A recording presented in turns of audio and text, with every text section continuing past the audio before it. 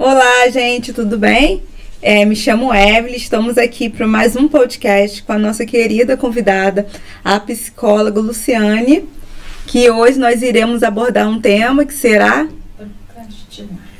É verdade, gente. Muitas das vezes a gente começa algo da nossa vida que a gente deseja muito e do nada a gente para no meio do caminho. Eu, por diversas vezes, fiz isso comigo. E eu gostaria de saber por que as pessoas, elas fazem isso, Lu? O que acontece com o nosso cérebro, que a gente faz isso com a gente mesmo? A gente para no meio do caminho de algo que a gente deseja tanto que aconteça na nossa vida. O maior inimigo de nós mesmos somos nós mesmos. Verdade. Né? Então, quando o nosso pensamento ele não está sob domínio, o nosso pensamento está indo na direção de tudo aquilo que baixa a nossa vibração, medo, preocupação, né? Muitas vezes a gente faz da nossa vida um ponto final. Não posso, não tenho, não consigo, né? Não vai dar certo. Ao invés de fazer uma vírgula, não posso, mas vou aprender. Não consigo, quem pode me ajudar? Está faltando, quem é que pode me socorrer? Então a gente usa muito do ponto final. E quando a gente decreta, e eu digo muito que é fazer uma profecia errada, né? Quando a gente profetiza contra a gente mesmo, ou seja, isso vai ser muito ruim, eu não vou conseguir chegar até o final, é como se a gente pegasse um saco bem grandão de 50 quilos de açúcar e fizesse um furo pequeno no fundo. Com certeza a gente não chega no final da rua com ele cheio, né? Então, o que nos leva a procrastinar eu diria que a princípio é o não atentar para a qualidade do próprio pensamento. Quando eu não me dou conta da qualidade do meu pensamento e deixo ele produzir ameaças, contratos, sabe, contrato tipo assim, não vou mais fazer isso com você, né? Promessas. Ou então a gente diz assim, se tudo dá certo para todo mundo, não dá para mim. Então, quando eu vou me alimentando, né, de forma improdutiva, eu vou produzindo um resultado final ruim. E é como se eu criasse uma parede de fogo, não tem aqueles filmes que tem miragem? Sim. Ninguém atravessa, mesmo sabendo que é uma miragem, ninguém quer botar a mão para saber se é miragem ou se não é. Com certeza. Então, os sentimentos, quando eles se aglomeram, eles vão criando uma miragem e depois de um tempo a gente esquece que a gente criou a miragem, a gente esquece que é uma miragem e não passa mais. E aí a gente começa então a dar justificativa do porquê que a gente não vai concluir aquela tarefa tão sonhada, aquele relacionamento tão sonhado. Eu vejo isso também. É que eu vou te falar um caso que aconteceu comigo. Eu comprei um curso um tempo atrás e era um curso muito caro. Nesse curso tinha uns bônus. Eu fiz o curso, mas os bônus eu nunca abri para poder fazer. Aí, às vezes mesmo, eu me pego pensando, gente, como que uma pessoa que desejava tanto aquele curso, comprou algo, recebeu mais conteúdo e até hoje eu não consegui abrir. Eu vejo também que, assim, é um pouco de sabotagem da gente, de auto-merecimento. Sei lá, às vezes você concluindo aquilo ali, você vai fazer uma diferença muito grande na sua vida. Às vezes você conseguiu 50%, às vezes falta aquilo ali e você não retém aquilo ali, como se fosse uma autossabotagem também de merecimento. Eu vejo isso, entendeu? A gente às vezes também, eu vejo que todas as vezes que eu parei no caminho de algo que eu queria, além do medo, que é algo que você está falando, assim, e por ver você falar, assim, clareia algo na minha mente que eu vejo, porque eu passei, eu vejo que... Também vejo que muitas das vezes a gente, assim, todo mundo passa, né? Essa questão da gente parar, porque a gente auto-sabota. Sim. E você usou uma palavra muito importante, merecimento. De alguma forma, eu vou chamar de Matrix, tá? Mas a Matrix, por que eu vou chamar de Matrix? Porque quando a gente fala da sociedade, a gente pensa nesse século. E quando eu estou falando de Matrix, eu estou falando de tudo que vem e de tudo que vai. Tá? Então, estou falando de uma linha de tempo maior do que sociedade. A Matrix, ela precisa de nós subservientes, calados, tolos, aceitando indução e nos impondo o silêncio. Para tal, ela cria um conceito que é merecimento. Dificilmente você encontra pessoas que entendem e internalizam o seu merecimento. Tá? Você pode conversar com a massa e ela acha que não merece. Então eu queria explorar duas questões importantes. A primeira, você achar que não merece é importante. Por quê? Você está sempre devendo para alguém. Tá? Você entender, né, ou nós entendermos que o merecimento é algo muito distante, então qualquer coisa que vá nos tornar mais forte, nos dar mais galhardia, nos dar mais confiança, isso é em detrimento de alguém. Então eu vou ser mais importante do que o meu marido, eu vou ser mais importante do que o meu irmão, eu vou ser mais importante do que alguém. E para que esse alguém não sofra, percebe? Sim. Então não me permito crescer. Então o jogo do merecimento tem essas duas questões. Uma, porque te mantém em silêncio. Duas, porque se você não quer fazer o outro sofrer, você se mantém no seu lugar. E no seu lugar você não dá trabalho para ninguém. Com certeza. Porque você pode observar que uma pessoa altiva, autoconfiante, próspera, abundante, não é qualquer coisa que você desfaz e ela desatar. Ela vai dizer, por quê? Vamos, e a pessoa diz vamos. Não, a pessoa vai perguntar para onde, com que propósito. Então, é uma direção. Então, como a Matrix não quer questionamento, ela te convence de que você não tem merecimento. Só que olha só, no instante da concepção, básico isso, são bilhões de espermatozoides, um é escolhido. Ali está estabelecido o seu merecimento. No momento da sua concepção, presta bem atenção no que eu estou falando para você, e você sabe que eu estou falando contigo, você nasce merecedor. Você nasce merecedora. Mas você precisa aceitar isso para não precisar discutir com a Matrix sobre isso. Então, nós já nascemos merecedores, ok? Por que, Luciane? Porque já no instante de concepção somos seres únicos, né? Ser único. Verdade. Então a gente mereceu. Por quê? Porque o grande arquiteto do universo nos deu vida. Pronto. Ali é a minha parte. Ok. Qual é o meu compromisso? Opa, aí muda. Vamos fazer da melhor maneira possível. Vamos dar validade no que eu estou fazendo. O meu passo tem que ser firme, tem que ser um passo de início, meio e fim. Ok. Percebe? Mas para que eu não tenha uma pessoa fortalecida, é mais fácil convencê-la de que ela não tem merecimento. Lu, mas eu vejo que muitas das vezes ao decorrer da nossa vida, como você, né? A gente vê que a criança, quando ela ainda é pequena, ela tem isso dentro dela. Você vê que as crianças, ela tem uma imaginação fértil e fala, eu vou ser não sei o quê. E assim, você vê aquela autoridade, e ao decorrer do tempo, essas coisas vão adquirindo, se apagando. Então a gente vê que não é algo que acontece, eu já nasci assim, eu sempre fui uma criança que não acreditava nos meus sonhos. Não, eu vejo que isso acontece ao decorrer da vida. Quando a pessoa é criança ainda, porque com as coisas que a gente passa, com as coisas que a gente ouve da nossa família, isso acontece muito dentro de casa. Essas questões de você estar falando, que às vezes a pessoa fala assim, você não sei o que, você é um burro. Aí bate na cabeça da criança, tá falando que não sei o que, você vai catar latinha. Então, às vezes a gente achando que é uma brincadeira, é algo que a criança, ela toma para ela, que ao decorrer da vida ela não consegue desenvolver. Até porque a autoridade maior dentro de casa é pai e mãe. E ele, assim, o filho, ele vê o pai e mãe como um espelho, é referência, tipo assim, é o herói do filho e a rainha da mãe. E aí, ouvir dessas pessoas isso cria algo dentro da gente que impede muita coisa quando a gente cresce, né? Conta-se que Thomas Edison, aquele que inventou a lâmpada, né? ele um dia chegou em casa e falou: mamãe, a professora mandou um bilhete para você.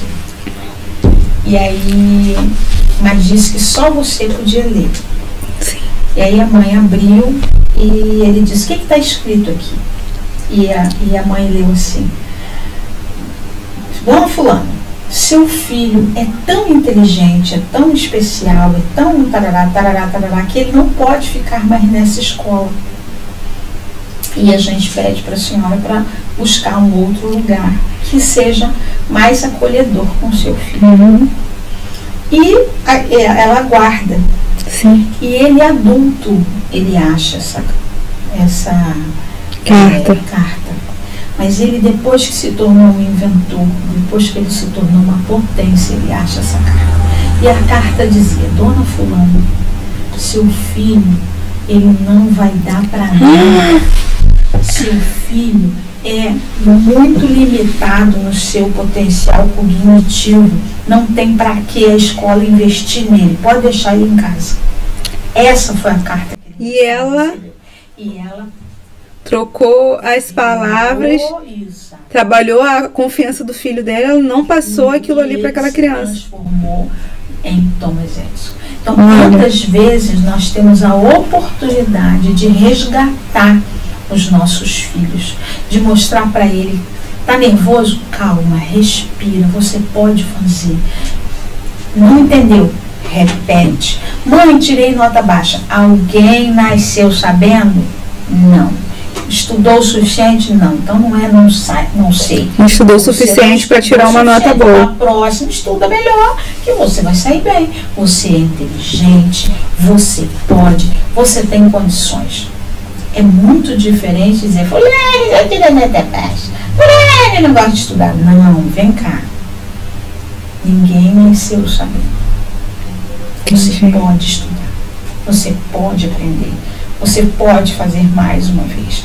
Infelizmente, a massa da nossa geração recebe uma informação como errada, né? Então, muitos de nós estão emocionalmente fragilizados. Sim, é verdade. E aí nós temos uma desculpa para dizer: ai, como eu na infância... Sempre tem a vítima, né?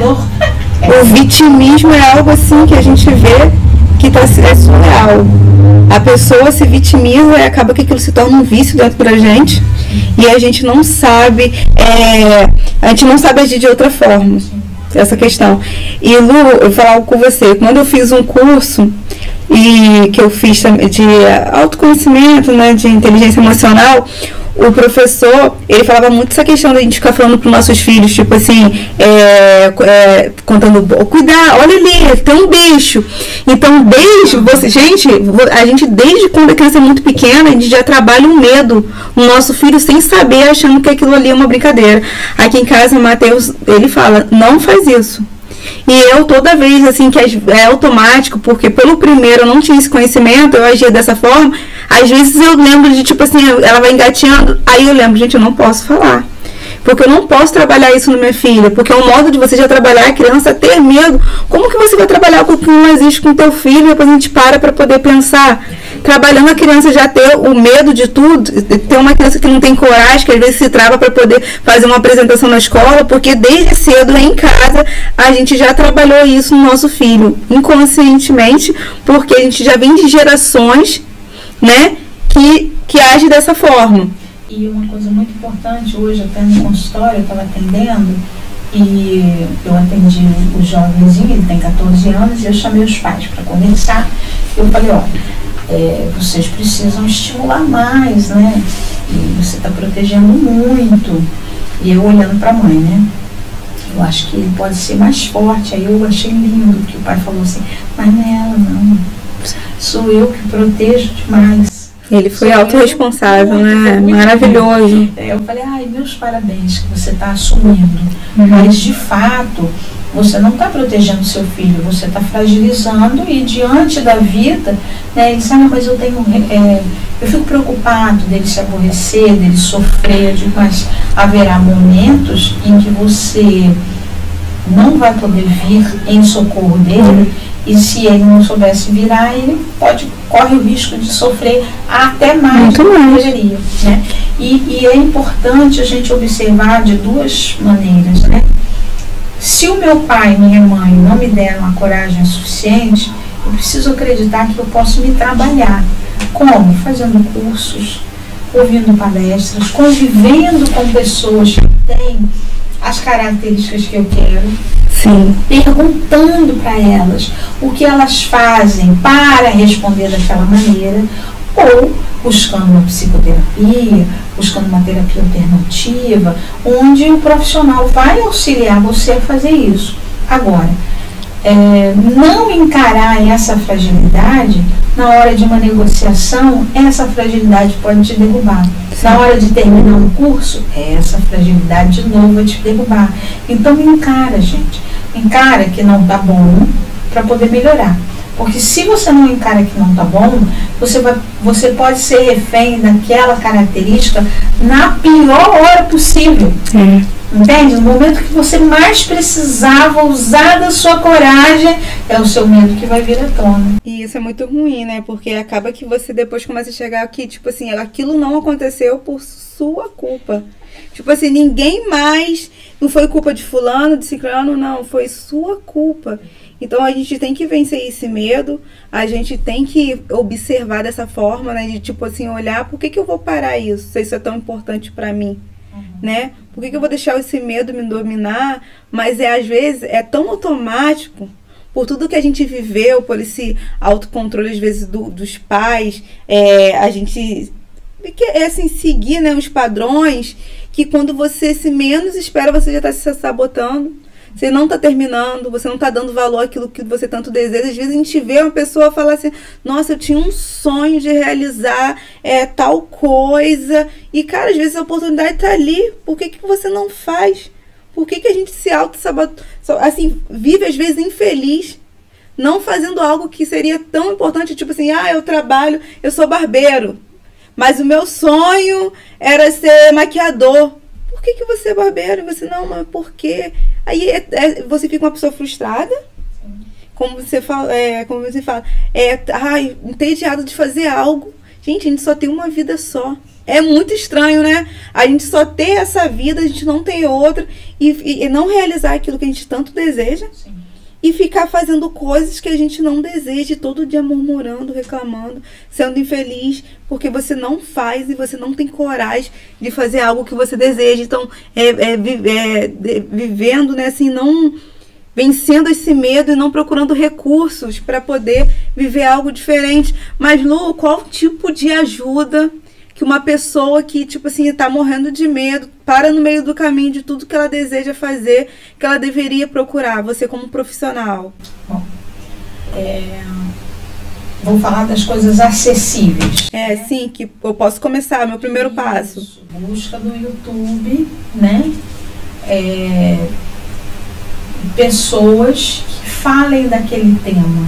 Mas você tá falando do quê? Do tema que eu desejo, que eu quero colocar... Coragem. Então, busque recursos que fale sobre aquilo.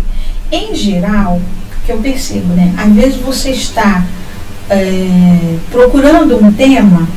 Sim. E o próprio YouTube te oferece uma alternativa. Ele oferece de acordo com o que você procura. Então, se permita olhar aquilo que o coração está chamando. Sim. Entendeu? Isso é no 0800, tá? Claro. Tá na distância de um dedinho. Vou lá e vejo. Verdade. Outra coisa, busque pessoas que têm as características que você gostaria. Da mesma forma que quando a gente convive com alguém que só fala palavrão e de repente a gente percebe que ele está também falando, agindo da mesma forma. Se você convive com uma pessoa empreendedora, uma pessoa que gosta de novos projetos, que procura ir até o final dos seus projetos, quando você convive com ela, ela acaba te contaminando, vamos chamar assim, né? Uma outra coisa muito legal para se fazer é assim, escreva uma carta para você. E nessa carta, fale como se fosse hoje do futuro que você quer, né? E quando você descreve com precisão esse futuro, né? E aí depois você lê e diz, puxa, era isso mesmo que eu queria. Durante um bom tempo, você precisa ler essa carta para que ela, como se você pudesse internalizar. Então, algumas pessoas falam de 21 dias, existem outras pessoas que falam de 90 dias. Escolhe o que te faz bem. Leia essa carta de forma que ela entre em você. Programa minha mente, né, Lu? Depois que a sua mente já estiver habituada, de tempos em tempos, uma vez por mês, de 2 em 2 meses, mexe na carta e leia novamente. Mas não leia como se fosse o futuro. Não. Mas aí eu faço uma carta, Lu, dá licença.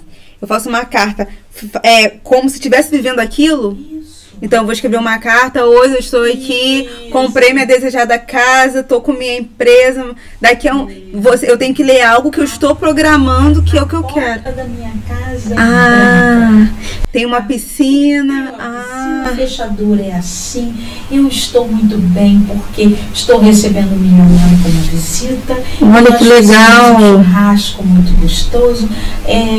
Mateus ficou muito feliz porque recebeu fulano. Ontem ele recebeu um prêmio de todo o trabalho que ele vem fazer com o fiscal do povo. Brian tem se destacado poderosamente na escola. Eu estou muito feliz. Só de você falar, já estou imaginando. Olha só como é que é algo poderoso. Feliz com a minha relação com Valentina, ela está crescendo de forma saudável. Eu estou bem. Então, quando você vai construindo essa carta e você vai lendo e vai estando ambientada nessa carta, é como se, o que acontece?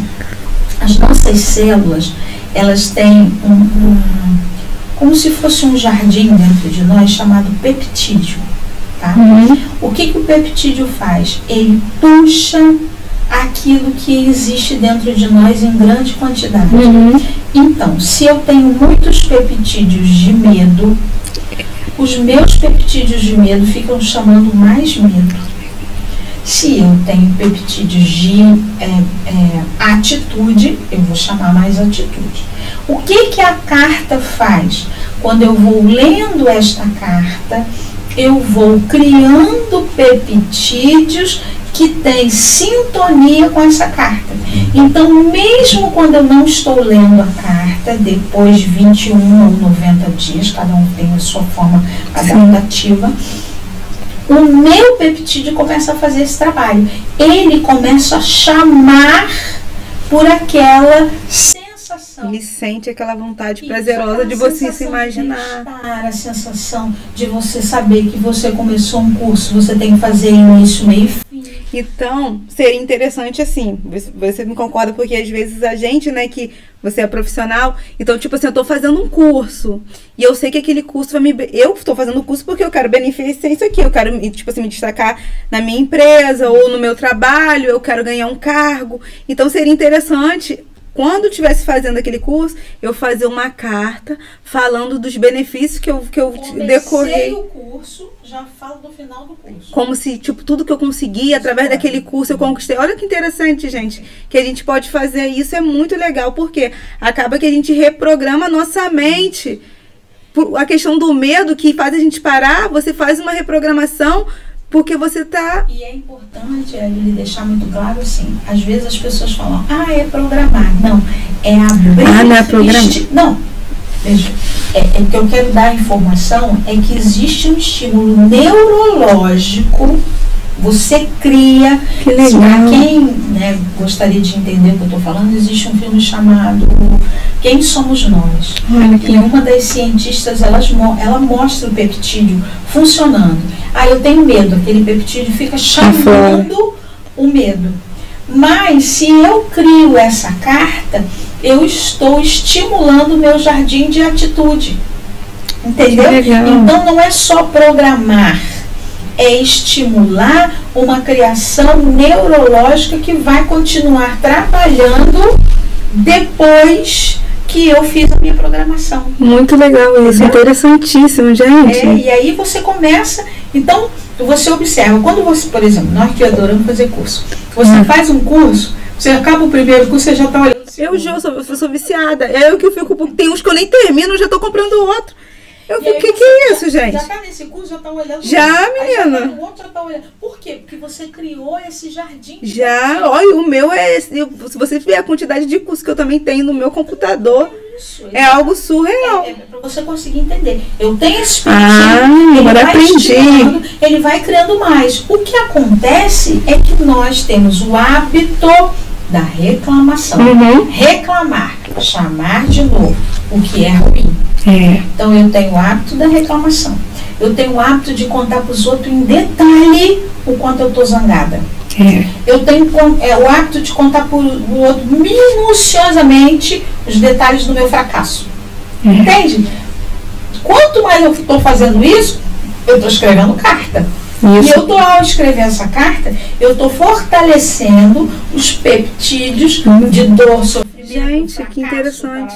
E é verdade. Percebe? Então, quanto mais eu sento com as pessoas, então, por exemplo, eu gosto de sentar com as minhas amigas para a gente falar dos benefícios de um curso. É maravilhoso. O quanto que a gente sai melhor quando faz um curso, né? Então, por exemplo, eu fui a São Paulo agora. A gente volta de lá conversando. Pô, fulano falou isso foi bom, eu posso desdobrar nisso. Então, o que a gente está fazendo? Nós estamos estimulando o peptídeo, que é algo que existe neurologicamente dentro de nós, para que ele crie um jardim mais ansioso por vitória. Gente, algo assim... Gente, por isso que eu falo, conhecimento é algo que é maravilhoso, né? Olha só que legal que você pode colocar em prática aí. A questão, eu vi, né? Para, tipo assim, as pessoas colocar a questão de a gente buscar conhecimento em cima daquilo que a gente quer, a mudança na nossa vida, né? E essa questão de fazer a carta. Você que às vezes está aí estudando, já se vendo, cara, eu vou parar, não tô aguentando mais. Gente, essa questão de fazer essa carta que a Lu ensinou, gente, eu tenho certeza que vai fazer. Eu vou fazer uma pra mim, que eu tô estudando no curso lá, eu não quero parar ele. Então hoje eu vou estar escrevendo essa carta. E essa questão que você falou é verdade mesmo, do ruim. Você tira pelas reportagens, coisas que a gente vê na internet. Quando o Matheus ele fez a criação do Jornal Fiscal do Povo, ele em si falou que ele não queria seguir notícias ruins. Cara, porque você abre a internet, é só notícias ruins. Ah, mas tem que divulgar. Sim, tem. Mas se você é uma pessoa que já é um pouco negativa, se você se alimentar aquilo, a gente não tem como mais mudar. Aconteceu um acidente. Agora tem gente que é viciada. Mas que só, ela não parece viciada. Ela é. Então você vê, às vezes você faz uma reportagem que você coloca lá que fulano passou num curso e tal lá em São Paulo. Você olha lá, te dou um exemplo, 10 curtidas. Agora o fulano matou 3, 4. Gente, aí chove de compartilhamento e as pessoas compartilhando. Gente, como que a pessoa se alimenta das coisas ruins? Nós temos consciência de que o que preocupa não é a força do mal, é a inoperância do bem. Então, se a gente acredita que as informações boas, que a conversa boa, que o pensamento bom é o que vai modificar, nós precisamos intensificar nossa se alimentar daquilo ali. Buscar pessoas que falem coisas boas. Então, vai na internet, procure o tema. Sim. Entre as pessoas que você convive, procure aquelas que alimentam a sua melhor versão. Sim. Vai buscar um processo terapêutico, procure um profissional que você entende que ele vai te jogar para cima. E não que ele vai trabalhar a sua dor. Né? Então, é muito importante, o que eu queria colocar é assim, na construção do não procrastinar, ao invés de eu lutar com o que eu não estou alcançando, eu preciso celebrar um passo bem dado. Porque amanhã eu vou celebrar 2. No outro dia eu vou celebrar 4. No outro dia eu vou celebrar 8. Dos 8 vai virar 16. Então é esse o movimento que a gente precisa fazer. Evitar de reclamar. Correr léguas de quem estimula a sua pior versão. E se afastar de informações que crescem a sua tristeza, revolta. Não.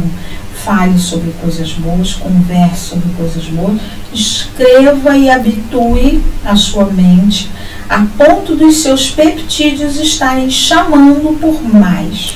Eu acho que essa é a grande luta. Gente, Lu, Muito obrigado. Você dividiu um pouco do seu conhecimento. É algo assim que faz a diferença na minha vida. Eu sei que faz a diferença na vida de pessoas também, ouvintes que assistem, que ouvem a gente. Espero que vocês tenham prestado atenção, né? Pegado as dicas dela e coloquem em prática na vida de vocês. Porque eu estava assistindo na televisão esses dias, algo que se me tocou muito, a pessoa falando, se a gente não vive, se a gente não faz por onde viver nossos sonhos, você está fazendo por onde do sonho de alguém. Às vezes você tem medo de começar algo na sua vida, mas às vezes você trabalha para uma pessoa que está ali no auge. Às vezes você que está fazendo tudo aquilo acontecer e você tem esse medo dentro de você. Então não deixe de viver seus sonhos, até porque a gente não tem outras vidas, a gente só tem essa. Não deixe de querer poder oferecer o melhor para sua família, para os seus filhos, entendeu? Programe a mente do seu filho para ele ser forte, né? Entender, ensinar eles para a vida, oferecer sempre o melhor. Então a questão, se você não estiver vivendo seu sonho, você está compartilhando para outras pessoas viver o sonho dela. Então eu fico muito feliz de você ter assistido, espero que a gente esteja fazendo a diferença na vida de vocês. Estamos aqui para contribuir. Eu estou vencendo o meu medo de poder, assim, falar das gravações, né? Mas em prol de ajudar outras pessoas, né? Com a Lu, que ela é maravilhosa, 30 anos aí da vida dela aqui contribuindo com a gente. Espero que vocês tenham gostado. Beijo, tchau, tchau. Obrigada, Deus abençoe. E lembra, preocupa não é a força do mal, é a inoperância do bem. Se você acredita no bem, faça, fale, viva, e a gente um dia fica muito mais forte. Acesse o nosso site, ofiscaldopovo.com.